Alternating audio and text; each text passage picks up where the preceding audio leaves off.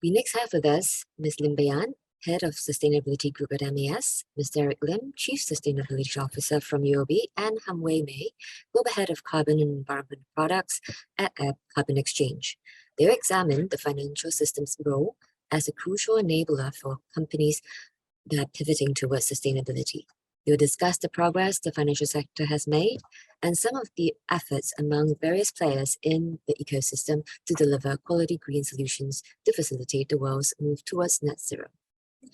Moderating the discussion is Mr. Anders Nordheim, Head of Asia Sustainable Finance with WWF.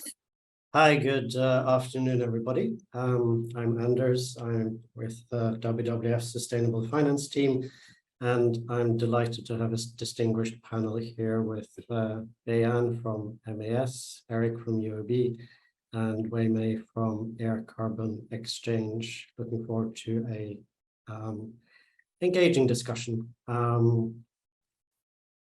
Wei Mei, you put on your camera also. There we go. Now we have everybody with us. So just as an introduction, sort of 2021 saw an incredible growth in sustainable finance and ESG assets under management. Actually, there's been a continuous growth for the last 10, 15 years, which has now reached more or less $50 trillion US, depending a little bit on how you measure it. Sustainable bonds already made up about 10% of global debts issued in 2021, with over $1 trillion issued for the first time, which is a 40% increase on 2020. Now, as ESG and sustainable finance markets soar, so do greenwashing suspicions, legal risks, and there is definitely an increasing demand in the industry for greater data transparency and concerted industry efforts to avoid greenwashing. Regulators are also putting in place legal frameworks for greenwashing to better underpin enforcement action. So in this session, we're going to look a little bit about how the industry can work together to ensure that sustainability is really deeply embedded into these products, that they say what they are supposed to say on the tin, and that they actually have an impact in the world beyond just making profits. So with that short introduction, I'd like to start with Bayan from MAS. So in the newly released sustainability report for 2022 from MAS, you outline a process that you and the financial sector, the progress that you and the financial sector has made on sustainability. Would you be able to share some of the key highlights and of what the sector has done, and what are some of the key areas that you as a regulator are paying attention to as we move towards our collective net zero goals by 2050?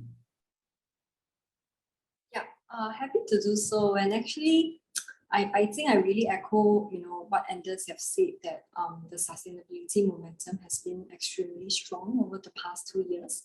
And it's continued at a very rapid pace. In fact, some of my panelists can also attest to that.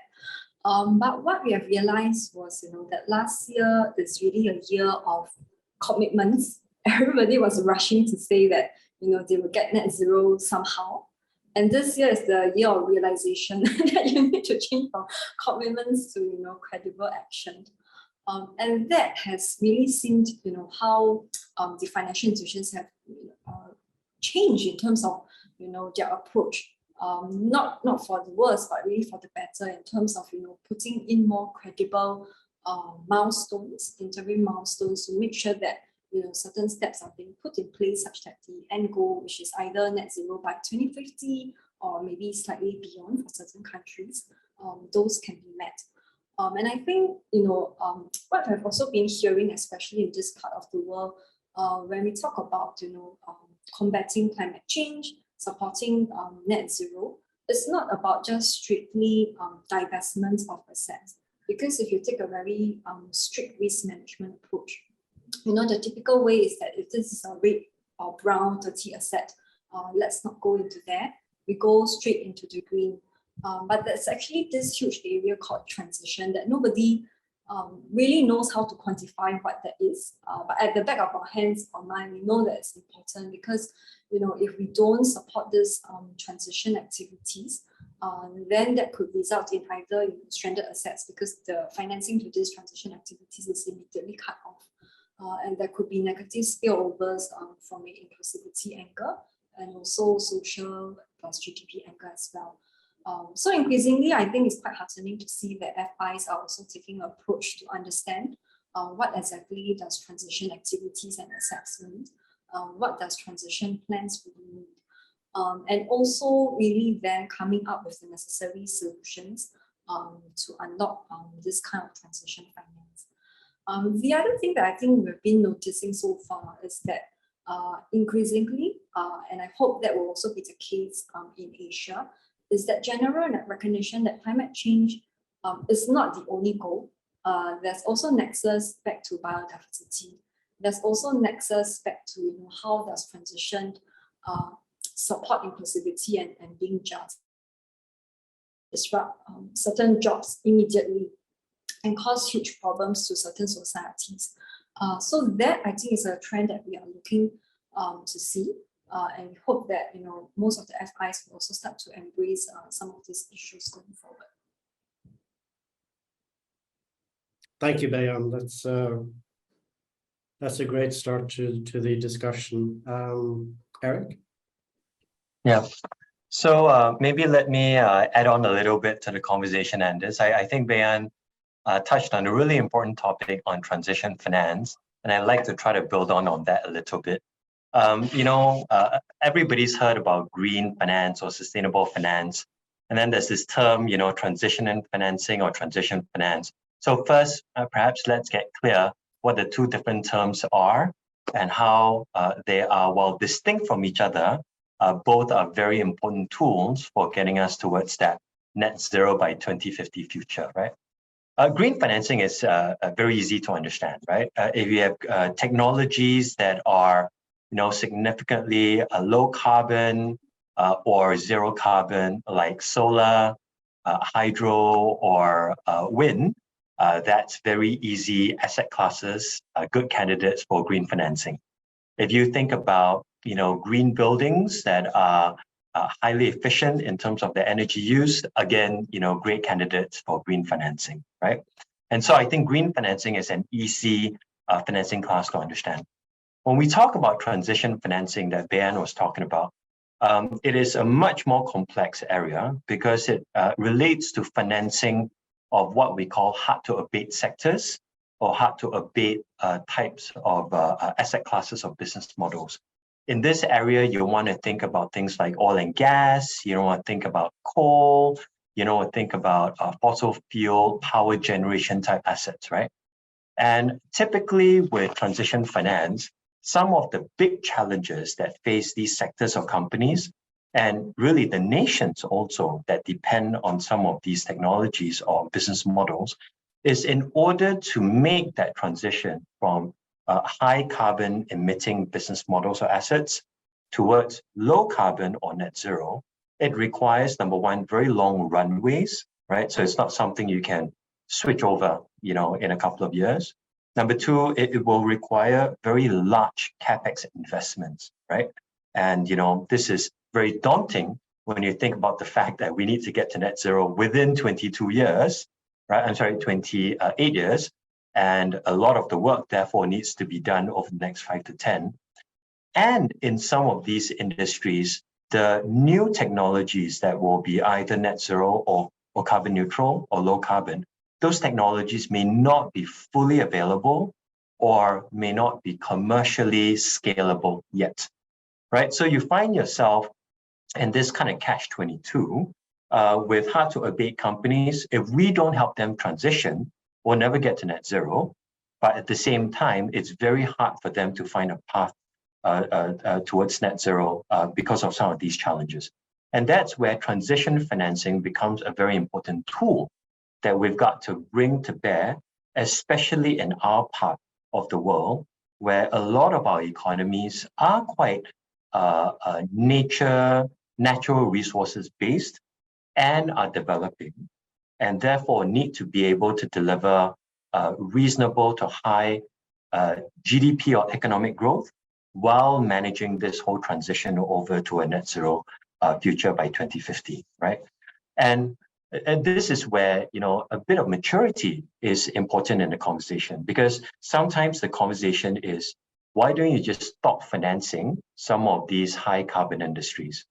But if we double click past these industries, when you're talking about power generation, if you're talking about, you know, energy generation, what we're really talking about is supporting the livelihoods and the lifestyles and the economic development of hundreds of millions of people to billions of people. So switching off financing to hard to abate sectors is simply not a feasible or realistic option, right?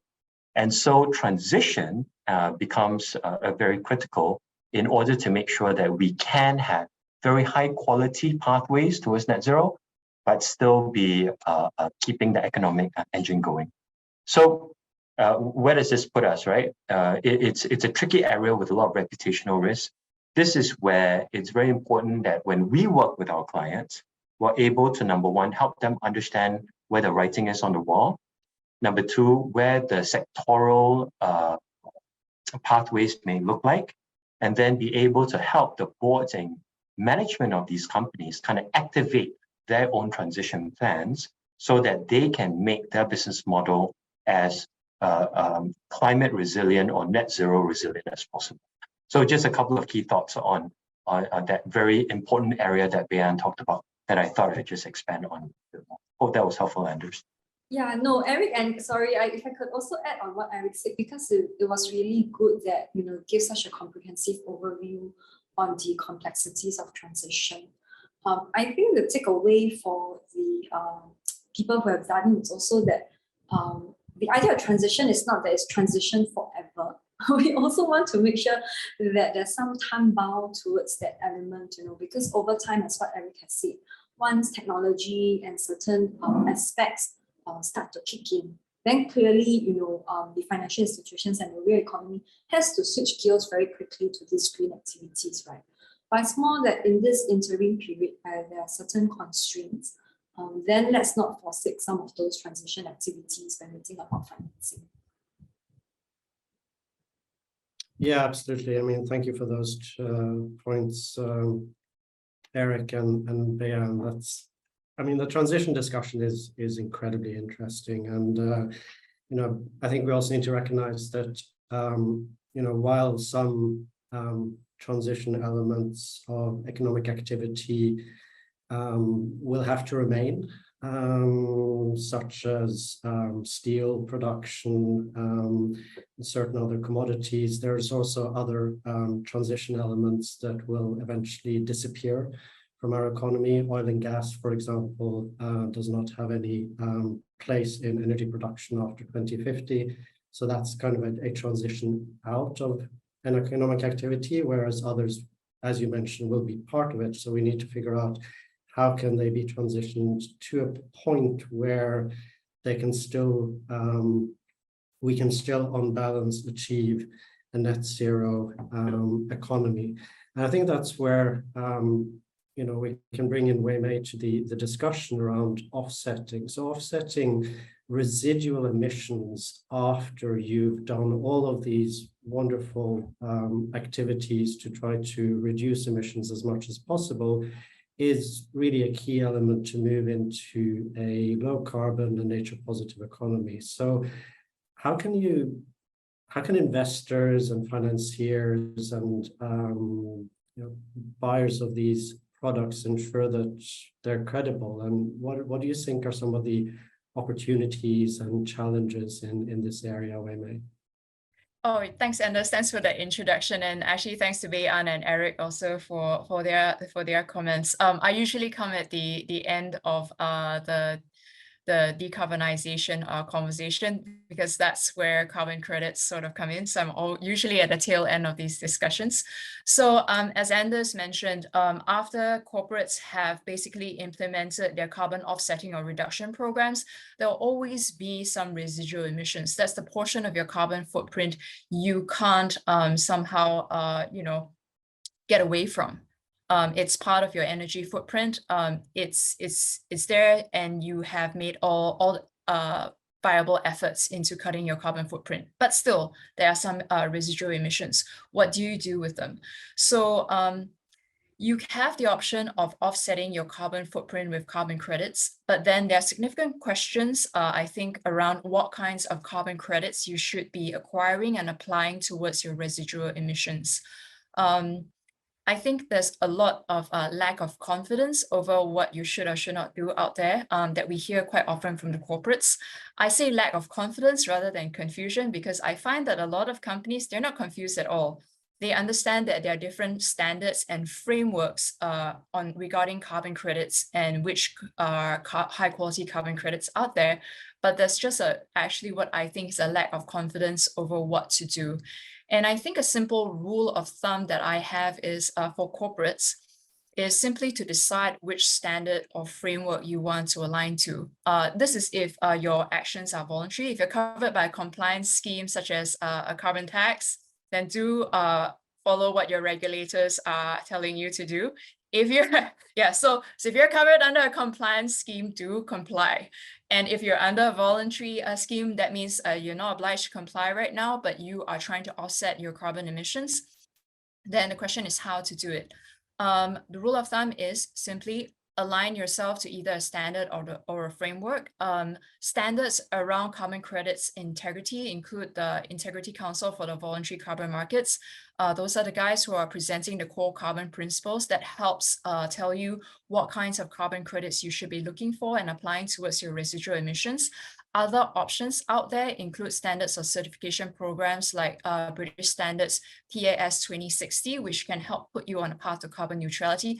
Those frameworks will tell you how you should calculate your carbon footprint, how and what is the path towards carbon neutrality, what kinds of carbon credits you can use on your journey there. And of course, there's the famous SBTI, which if you undertake, takes you on a path to net zero. And there's a whole framework and sort of like a methodology that you should follow to get yourself to a net zero status. And SBTI has, I think, more of a preference for carbon removal types of carbon credits. So that's what I mean by depending on which standard or framework that you align yourself to, those will give you an idea, a pretty good idea actually, of what kinds of carbon credits you might like to acquire for your portfolio and what you might want to apply towards your residual carbon footprint. So that's for corporates or even individuals looking to offset your carbon footprint. That's where you can get a hint of what you should do and do it with confidence. For investors and financiers, you have several options. You could, of course, acquire carbon credits through exchange like air carbon exchange and build up a portfolio of carbon credits that helps you manage your costs, that helps you manage your risk. The other path that you might want to go down, if you have an appetite for it, is investing in these carbon crediting projects yourself. There are different kinds of carbon crediting projects. There are, of course, the nature-based solutions, where you might find yourself investing in a reforestation project, or even a more technology abatement kind of project or a carbon removal project. But those require more commitment, substantial financial commitment, and also more exposure. I think some of the challenges that such investors and financiers are going to face is that I think around 9 months ago, the question we were hearing most frequently was, how do you identify a high quality carbon credit? What are these things? What does high quality mean? 6 months later, the market started looking more at nature-based carbon credits and looking for additional certifications as indications of quality. Right now, what we're looking at is people realizing there's also some risks around national laws and regulations. You see some countries actually putting up some requirements around carbon credits, whether or not they can be sold overseas. So if you are a financial institution looking to invest in projects, that's something that increasingly you might want to look into, because you will have to navigate not only the voluntary carbon markets, the international carbon crediting standards, but also the local rules and how that's evolving. Yeah, so that's if you're going on a project basis. And so that's just some advice for the more risk-taking or more sophisticated investors out there. Apart from that, the easier path, of course, is simply to review the carbon credits as they come out and build up your portfolio. So that's kind of the advice that we have right now.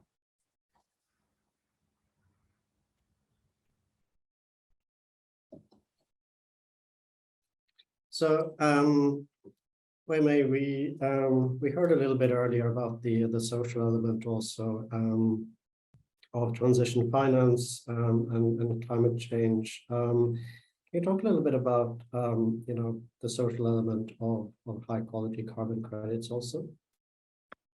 I think increasingly what the market has been valuing, that's what we see on Air Carbon Exchange, is not only is it the carbon from nature-based solutions that are being valued by the market, there's a premium that the market places on additional certifications for biodiversity and community when these carbon crediting projects are implemented. So definitely there's a premium that people are looking at and placing on these projects.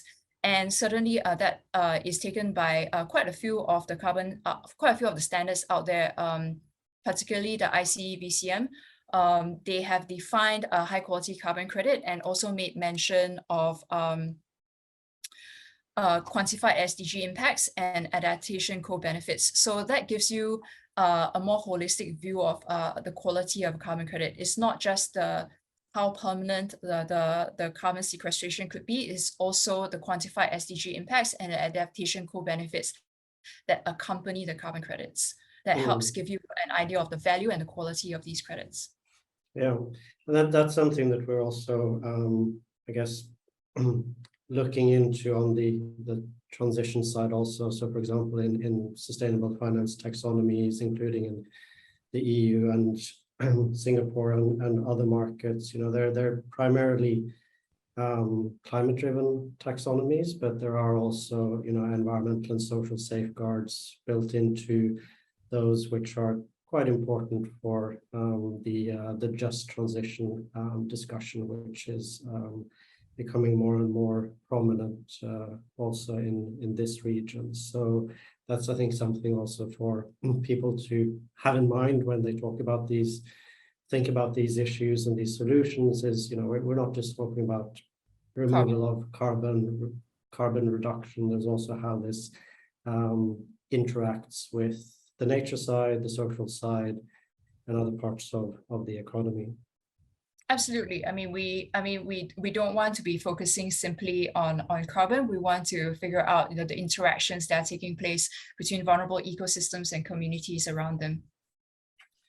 It is a very complex area, though, and I mean, we're all part of, I guess, representing a different part of the green finance ecosystem. And from WWF's side, we're very much on the climate nature side, where we try to bring an understanding of the latest science, best practice in how to manage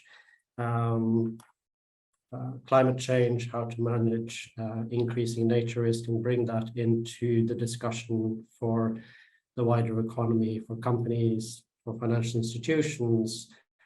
So can you maybe share a little bit how you see your roles of each organization, how you think that we work then together in order to really deliver high quality to green finance as part of this entire ecosystem? I mean, from the conservation side, and then maybe starting with the regulatory side, Bayan, if you want to share a little bit about your role as a regulator in the green finance ecosystem. Sure, I mean, happy to do that. And I will say that maybe MAS is beyond the regulator. We are if I put it like a 3-in-1 super coffee, where we have many different roles integrated into one central bank. But strictly from the regulatory perspective, I think that's where, some of our guidelines, like the environmental risk management guidelines, which sets out how financial institutions should think about their governance, think about stress testing, parameters, and then modeling assumptions, and as well as encouraging disclosures. I think that serves as an important guidance note to encourage more financial institutions to embark on the journey. And actually, when we did this information paper not too long ago, we also gleaned that most of the FIs here, they have progressed on, but of course in varying spectrums. And what we did in the information paper is to highlight some of the best practices. For example, what should you do when you do client engagement, right? Because coming back to my earlier points, not just divesting the assets, we really need the FIs to engage the companies so that you move them along the journey. Other aspects of our regulatory supervisory work includes, working closely with our international committees on some of these issues. And beyond that, around disclosures as well, given that I think, having very good data and understanding of, each individual's and company's footprint is probably like the hygiene factor to make sure, that certain green finance can go on, there's no greenwashing, there's no transition washing and whatnot, right? So also trying to, support the ISSB in their exposure drafts, making sure that it's indeed a global baseline standard. But beyond that, capacity building, really helping the financial institutions along and listed companies along this journey. And in fact, I think going to next year, 2023, the MES will also issue some guidance note around mandatory disclosures for financial institutions. But coming back to the 3-in-1 analogy that I kind of mentioned, a large part of our work is also working the FIs to form a coalition of the willing, and that's really broad, right? It's about partnerships. So for example, how do we partner together to develop infrastructure for carbon credits? Or develop centers of excellence such that research needs are being met or training capacity needs are being met. But also increasingly, I think it's also from the solutioning side, not just asking the FIs to originate loans or bonds or whatnot, but whether it does make sense for more coherent and tighter public-private partnership. For example, in instruments such as blended finance, where there could be marginally commercial bankable projects in infrastructure, or for example, like carbon credits. And you need, both the private sector, your philanthropy arms, foundations, and perhaps even the government to step in order to unlock this financing.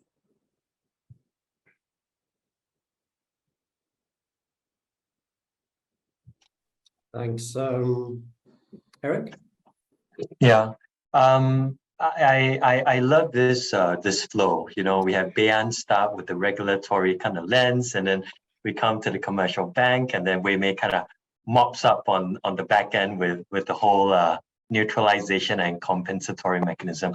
And I think the reason I like that flow is it fits very well, because one of the advantages we have in Singapore, as we know, is we have Singapore Incorporated, where the entire ecosystem is able to very coherently and effectively understand each other's roles and figure out where we need to reinforce and help each other achieve each other's goals, right? And I think when you listen to Bayan, I want to just kind of step back and say one of the most important things that the MAS as a regulator, or the SGX, as another regulator, provides for the main economy as well as the financial services industry is this concept of clear goals and clear regulatory expectations.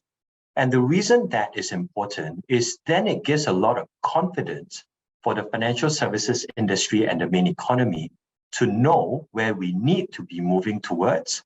And especially in a very stable environment like Singapore, you're not going to end up, moving in a direction for a couple of years, only to find out that, in 3 years' time, you're going to switch gears and switch directions and get kind of swung around, right? So I think that regulatory clarity, that regulatory framework does a lot in being able to create a confidence, right, by sectors of the economy, including financial services, to actually march towards net zero. I think that's one big thing, right? The second thing that Bayan talks about that I think sometimes we in Singapore take for granted is the effectiveness of the public-private partnership, right? And the ability for different parts of the country to come together, not in an acrimonious way, but in a collaborative way to be able to solve solutions together.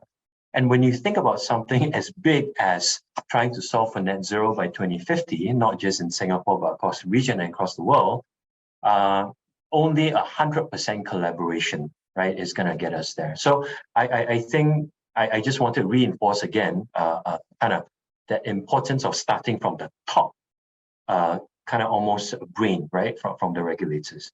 So then as a commercial bank, where does banking come in, right? We are the allocators of capital and liquidity across the main economy, right? And it becomes very clear to us that if we're very focused on delivering a net zero future, then it is not about delivering net zero for the financing portfolio, right? And Bayan kind of mentioned, right? We can always cut and run and end up with a significantly decarbonized or net zero financial portfolio. But if the main economy doesn't get to net zero, then we have collectively failed anyway, right?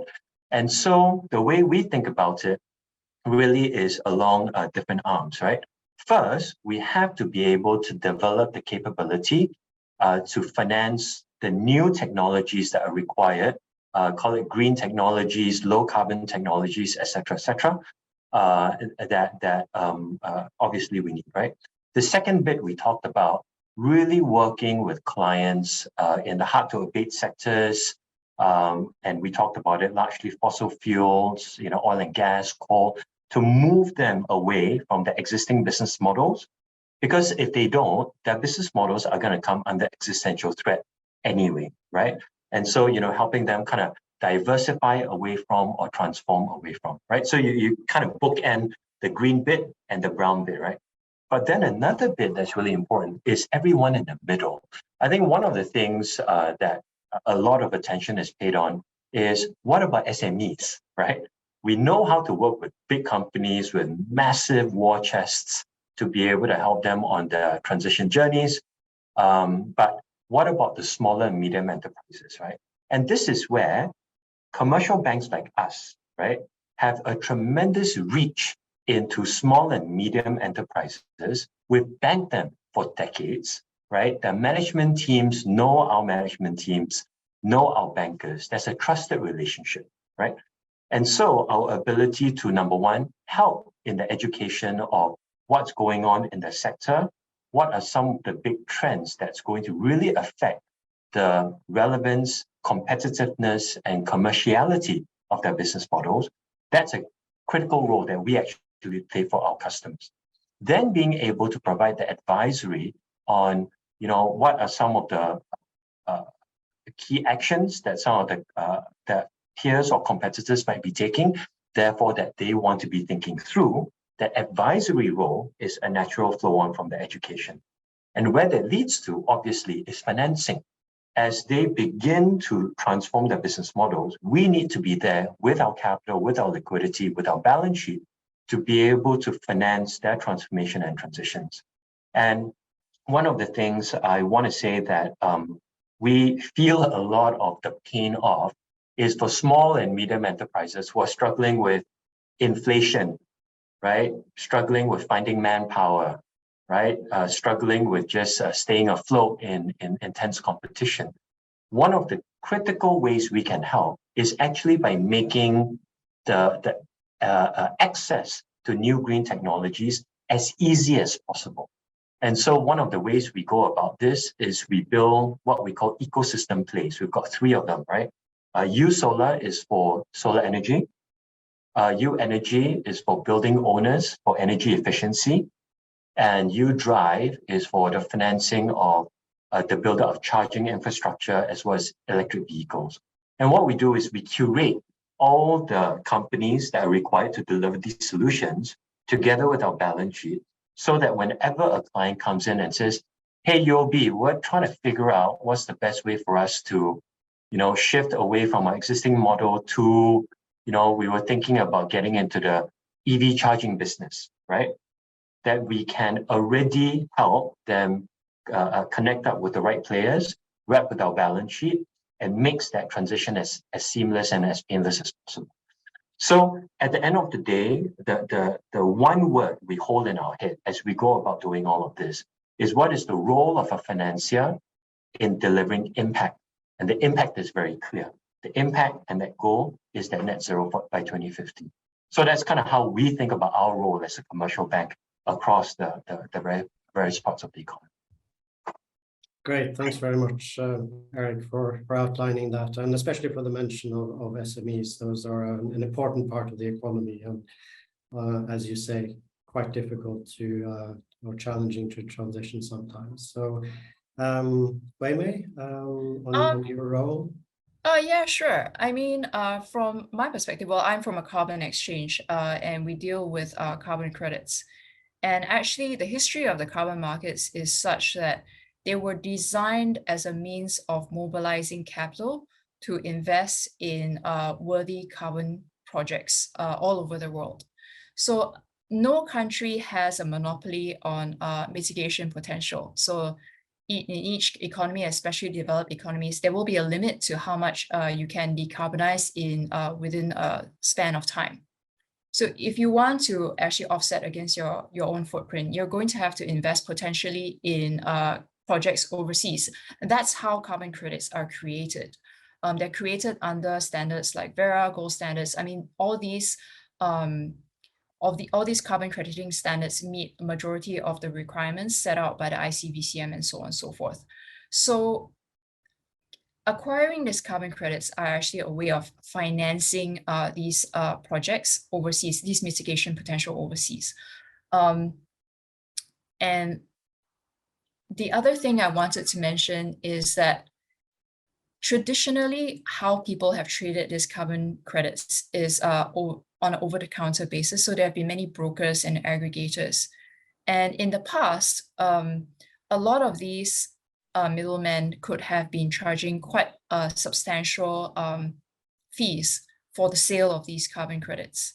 As we move forward and more carbon exchanges develop in the world, carbon exchanges like Air Carbon actually charge marginal fees. So what that means is that a lot of these project developers who are doing these carbon crediting projects actually get more returns for their projects that they are implementing.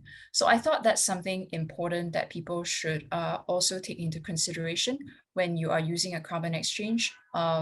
That is not to say that, I mean, there's also a place for brokers and traders out there because they provide many services beyond just the trade, buying and selling of carbon credits. They could also be providing significant consultancy and advisory services. But some of the most efficient ways of trading carbon are actually today on the modern carbon exchanges, I would say. So that's where Air Carbon comes in. We also do auctions for carbon credits for various project developers. And a lot of the economic event and the returns actually goes back to the project developers. And that's actually important because that's capital for the next carbon project that they could be doing. And the other thing that Air Carbon is inclined towards to do is we want to host a variety of carbon credits. They may be different grades of carbon credits. And the reason we want to do that is because we want to highlight also to the market that it's true, there will be some projects with extremely high quality of carbon credits, and they have might have magnificent associated characteristics and certifications associated with them. But necessarily those will be a portion of the market. There are also going to be a large portion of the market where there are a lot of different kinds of projects, worthy forestry or nature-based projects, some other industrial projects. You don't want to forget them, because that's where a lot of the mitigation potential is as well. So we wanted to remind everybody that you know, instead of just focusing on just a narrow aspect, a narrow corner of the market, that you want to take a look and you want to open up your views to, I mean, your appetite to a broader portfolio of different kinds of mitigation potential, because all kinds of mitigation is required to fight climate change in the world today. I think also echoing what Eric was talking about, it's not just the oil majors, the banks, and the people with big financial might. It's also the much smaller companies, much smaller holdings that also have a role to play. And we also wanted to highlight that sometimes price of a carbon credit is not reflective of the quality or the value of a carbon credit, interestingly. Sometimes people think that the higher the price of the carbon credit, the higher the quality. Sometimes it's true, sometimes it's not necessary, is not necessarily true as well. Sometimes the price of a carbon credit reflects the cost of implementation of the project. So you might have an extraordinarily high-tech project. It's not been researched enough. It's extraordinarily expensive to implement. You could have a very high value nature-based carbon credit, for example, cheaper, but it could have extremely high quality as well. It could have a lot of community and biodiversity co-benefits. So just wanted to highlight to you that it's not necessarily price that's indicative of quality. You want to take a look at the certifications, and you want to take a look at the projects themselves as well. Thanks So for providing. Anders, if you wanted to add on, you look like you might have much more to add on. I think you would be the right person to do that too.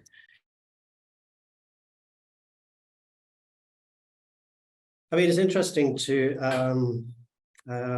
also look through the questions that have come in, and they're pretty much all on the carbon credits. So it's clear that I think in this market there's a lot of interest, a lot of confusion perhaps, and a lot of misunderstanding, and definitely a need for more information. And I think this is maybe a good time to tackle some of these questions. The first one gives some more information about SBTi. So Science-Based Targets Initiative is an organization that WWF, WRI, and a few other organizations founded to provide an assessment and assurance framework for decarbonization paths for companies, where companies can submit their targets and have them verified. There's also a financial institution framework as part of this, and it primarily focuses on carbon. So we do have a complementary initiative called Science-Based Targets for Nature, which is working to develop similar targets and verification methods for nature. With that out of the way, I'm going to ask a series of questions for Wei Mei here. Are there any companies in Singapore which can help to assess and certify carbon credits in nature-based solutions such as plantations and forestry? Assess?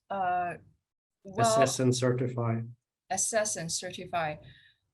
Well, okay, so let's take you through the process of how a carbon credit is actually created. And you want to create, presumably you want to create a carbon credit that is of a reasonable, recognized quality and recognized by quite a few of the buyers out there. So what happens is you may have a forestry project, and what you want to do is you want to decide whether you should register the project with, and we recommend some of the larger carbon crediting standards out there. They will be Verra, Gold Standard, American Carbon Registry, GCC doesn't have forestry protocol right now, or some of the major carbon crediting standards out there. Then what happens is after you file and register your project, you will have to have a verifier come in and make sure that what your project is actually follows the eligibility requirements of the carbon crediting standard. That means you're following an appropriate methodology to implement your project. And then you implement your project, and then there's going to be monitoring of your project, verification of your project. There will be third-party auditors who come in to make sure that you have done what you've said you've done. So are there, I'm not really clear what the question was asking. So Is it possible for you to do such a project in Indonesia? Yes. Where to register these projects? I would say either some of the biggest carbon standards and registries in the world. There'll be Verra, Gold Standard. Those are the two biggest. They account for maybe easily around 80% of the issued carbon credits, issued and recognized carbon credits in the world for the voluntary carbon markets. As for the auditors, the third-party auditors, yeah, there are a couple who are in Singapore. I think I'm not sure if it's appropriate for me to name names, but you don't need to mention names, but the answer is yes. They do exist in Singapore also. But Yes. I mean, for the standards, it's I would agree, Gold Standard and Verra are the biggest ones, and they are the ones that provide the highest level of assurance right now in this market. Yes. So if you want those independent auditors, they are in Singapore. They do exist. I mean, it's a simple search on the internet. But if you're talking about if you want to measure your carbon footprint and then get a carbon neutral certification, or if you want SBTi certification, then you need to look up the framework that you're trying to register under. The British Standards Institute has PAS 2060.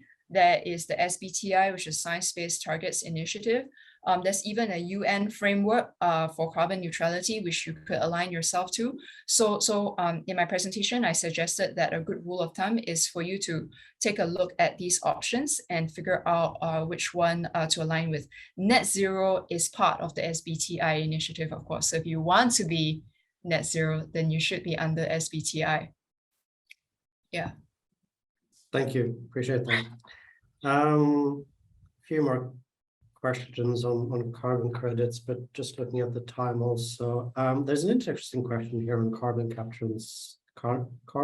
capture sequestration. Views on the adoption of CCS, the state of play in Asia, and are there significant capital or regulatory hurdles that is preventing the widespread adoption of CCS in order to capture some of the residual emissions from certain activities. I mean, from our side, we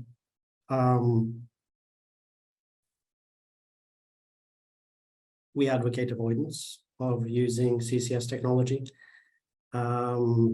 It's much more productive for an economy to try to decarbonize and perhaps use other methods to offset the residuals. CCS has generally not been proven at scale in sort of large energy and industrial projects. And a lot of the technology on storing, especially in certain, for example, storing underground is largely unproven, especially at scale. So we're a little bit skeptical of it. Plus, it does require quite a lot of capital allocation to it, which we think at this stage is better used to try to decarbonize first. And then think of clever technology to tackle the residual. I don't know if anybody else from the panel has a view on CCS. Sure. I think for CCS, one of the reasons why it's based on what I understand, one of the reasons why it's somewhat cost prohibitive is because if you want the cost of the CCS to actually fall, what you need is to find a stream of carbon that's actually quite intense. So the higher the intensity of the stream of carbon, the lower your cost of actually capturing and sequestering that carbon. So it's also where in the economy would you find such streams of carbon? So for example, if you had a coal-fired power plant, and then you had a CCS on top of that, but if you're not using coal in the first place, where would you get such a high concentration of CO2 being emitted? So it's also finding the source and then noting that the price is sort of like the costs are inverse with the intensity of the carbon produced. Yeah, absolutely. That's a very good point. I think we're gonna go to the last question now, since we have 8 minutes left, and I want to give you enough time to talk about this also. I mean, this is part of a training and capacity building event that IBF is hosting, and we're very grateful to IBF to be able to have the platform to give our views and share our experiences. But a lot of the questions, a lot of the, I think, interest from the audience will be around what skill sets are needed, what new education is needed in order to either break into this market or to enhance their relevance for the sustainability market. So starting with Wei Mei, since we seem to have often gone the other way around, how can professionals keep pace with the dynamic pace of change and remain relevant as this sector grows? And what are some of the key skill sets that you think will become important for individuals in Singapore and the region? I think in terms of skill sets, happily, sustainability is such a wide field that a large variety of skill sets can be transferable and applicable to the sector. I mean, traders, oil traders can trade carbon. We've seen that happen. So a lot of the skill sets are actually transferable. I think what's really important and helpful in my career is that for me, I was trained as an economist. So a background in development economics helped me a lot, coupled with the understanding of basically some basic physics and chemistry, so that you understand the relationship between energy use and carbon. But even if you don't have, a background in energy, it's like a background in forestry, biological systems, ecology. That's super useful for what we do today, because climate change and sustainability affects all sectors. So regardless of which sector you're in, you're going to be able to find a way to apply your skill sets. And I think what's really important is figuring out how to keep abreast of all the changes that are coming our way. And I think the best way to do that is to attend as many of a lot of these discussion forums as you can, expose yourself to all the different streams of ideas, and to keep learning. I learn every day, I read every day, and I participate in as many of the task forces as I can, because that's where you hear all the experts talking and bouncing ideas off each other. Whether it's a scientist or a diplomat, everybody has something really useful and important to say. So I think just it's kind of like drinking from a fire hydrant. I realize it's a lot, but that's just the way it is. Yeah, you probably shouldn't drink from a fire hydrant, but I appreciate the analogy. Bayan, maybe you can go next on skills. Yeah, I would say that because sustainability is so broad, that the variety of knowledge is pretty wide ranging. But fundamentally, anybody that goes into the financial system and sector needs to know at least 101 knowledge of what climate change is, what biodiversity is, and some of these risk management, disclosure developments. And the reason why I say that is because increasingly we are seeing a movement towards just consolidating, the sustainability folks in a single hub, towards integrating it into all your business lines. So it means that your risk management colleagues would need to know in depth what the stress testing mechanisms are, right? And from a solutioning perspective, when they originate loans, they need to know what targets are sensible and not. And it even spans to people, for example, in the client engagement sector, because the client engagement folks are the front line in terms of engaging with your portfolio companies, distributing some of your solutions and whatnot. So definitely, I think having that basic knowledge is extremely important. And then your knowledge in terms of what you need to do really depends on the field that you want to specialize in. Would it be disclosures? Would it be, say, in biodiversity? Would it be, say, in the structuring of loans and whatnot? So the MES, together with the IBF, we came up with this thing called the 12 Sustainable Finance Technical Skills and Competencies. And it lays out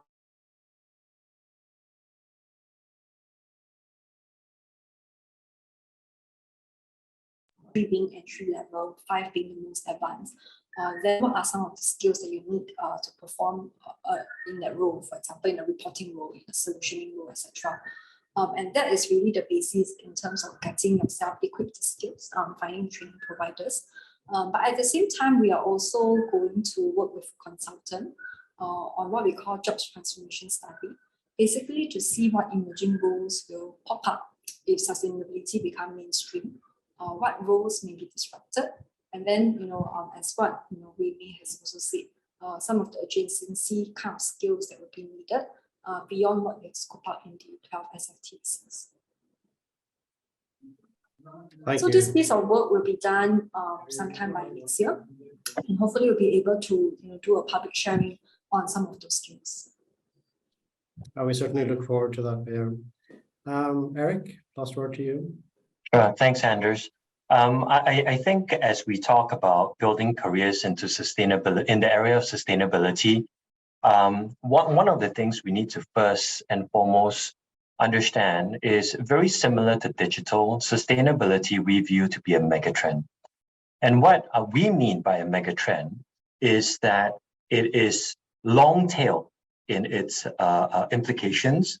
It is very integrative, right, in how it's going to affect every part of society, economy, community, and it's going to find its way into every piece of work that exists today or careers tomorrow, right? And so by accepting that view first and foremost, it is important we don't try to think of sustainability like a pillar of skills that kind of stand alone. It is much more instructive and helpful to think of everything we do and how sustainability therefore embeds in. I think Bayan made that point, right? A risk manager today is going to expand into a risk manager who also addresses ESG risk tomorrow. A conventional banker today increasingly becomes a green or sustainable or transition finance banker tomorrow, right? A real estate manager becomes an expert at how to manage sustainability, low energy or carbon emissions into the property management skill sets tomorrow. And I think that's the first thing to understand, right? And so if we take that view of the world, we begin to see that it is very helpful to start from the strength of skill sets we have today and use that in a near adjacent way to expand and understand how sustainability affects our day jobs, rather than this concept of let's take myself out of what I do and let me throw myself headlong into sustainability, right? And so that's one piece I think is important to understand. The second thing I think is also really important is to understand that climate science, climate language, at least the basics of being familiar with it, is the new added language to business, right? It is not an optional language to business. It is a new added dimension of how we talk about business. Just like you wouldn't expect an executive not to be able to talk to basic financials, not be able to talk about the basics of economics. Increasingly, you cannot be an executive who cannot talk to the basics of sustainability and climate science and climate impact, right? It's understanding that piece as well. And then I really like Wei Mei's point, which is learn and learn and learn, right? In many parts of our lives, we don't always go for official courses to learn about stuff. God knows my teenage daughter learns a lot about K-pop and Mandopop without going for official classes, right? And so a lot of this is throwing yourself into the material, right? And really just exposing yourself to this massive universe of relevant material, first and foremost to what your day job is, but then from there, building out that knowledge base more and more. So those are a couple of my key thoughts here. Fantastic. Thanks so much, Eric, Wei Mei, and Bayan. It's been a fascinating discussion. I hope the audience has also enjoyed it. And with that, I'd like to hand back to the IBF team.